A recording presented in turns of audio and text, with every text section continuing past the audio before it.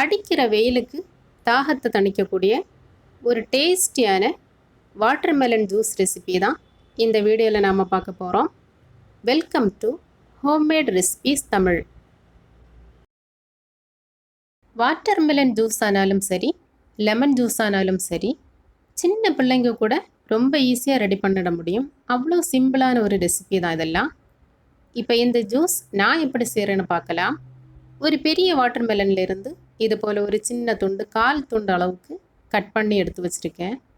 இதில் பார்த்தாலே தெரியும் நிறைய சீட்ஸ் எல்லாம் இருக்குது. ஆனால் இந்த சீட்ஸ் எல்லாம் நம்ம ஒன்றா எடுத்துகிட்டு இருக்க முடியாது. இப்போது இந்த வித்துக்களோடு சேர்த்து தான் இந்த வாட்டர்மெலனை ஒரு ஸ்பூனால் இது போல் ஸ்கூப் பண்ணி ஒரு பவுலில் எடுத்து வைக்க போகிறேன். கத்தியாலையும் சின்ன சின்ன துண்டாக கட் பண்ணி எடுக்கலாம்.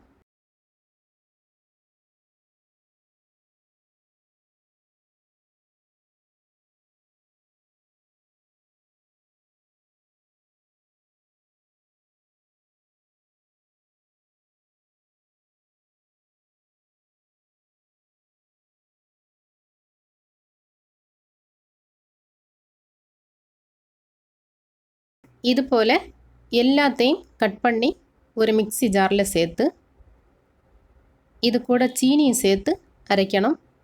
சீனியோட அளவு பார்த்திங்கன்னா நம்ம விருப்பம்தான்.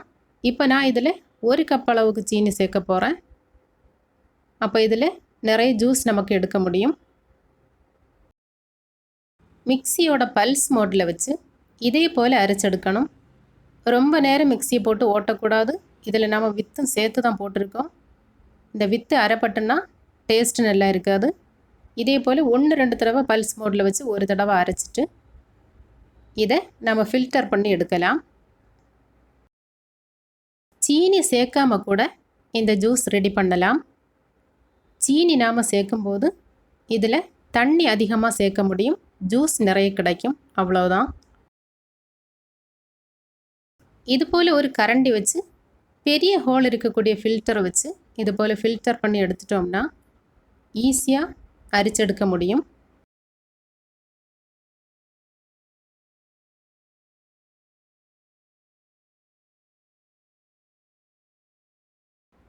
இதே மாதிரி ஒரு தடவை ஃபில்டர் பண்ணி எடுத்துட்டு இதை ஒரு தடவை கூட மிக்ஸி ஜாரில் சேர்த்து 1 கப் தண்ணியும் இது கூட சேர்த்து முதல்ல நாம் அரைச்செடுத்தது போலவே திரும்பவும் பல்ஸ் மோடில் வச்சு இது போல் அரைச்சா போதும். இப்போ இதையும் ஒரு தடவை ஃபில்டர் பண்ணி எடுக்கலாம்.